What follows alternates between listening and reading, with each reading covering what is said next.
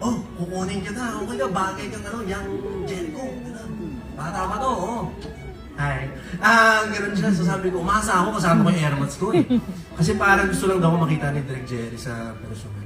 Sige. Siguro mga naka-1 linggo na, 2 linggo na yung nakalipas. Hitay kami ng airmats ko. Tapos ngayon, may palabas sa TV.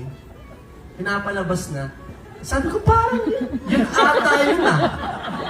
Iba yung artista. Oo, umasa ako tsaka airmats ko. Sabi ko, yan yun eh. Yan yung artista dun sa pumunta tayo sa set. Diyan sa Camelot Hotel. Anyway, so simula nun, parang sinabi ko sa sarili ko, pag ako talaga naging artista talaga ako balang araw. Gusto ko makatrabaho sa Direk Jerry.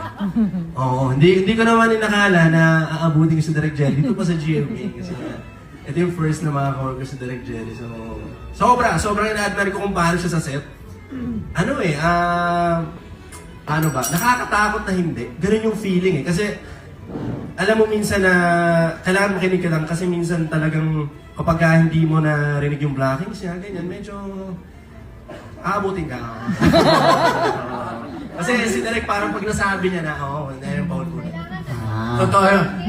Maayos ka. Totoo yun, na-prove ko yan, hindi lang sa bata, pati sa veterano.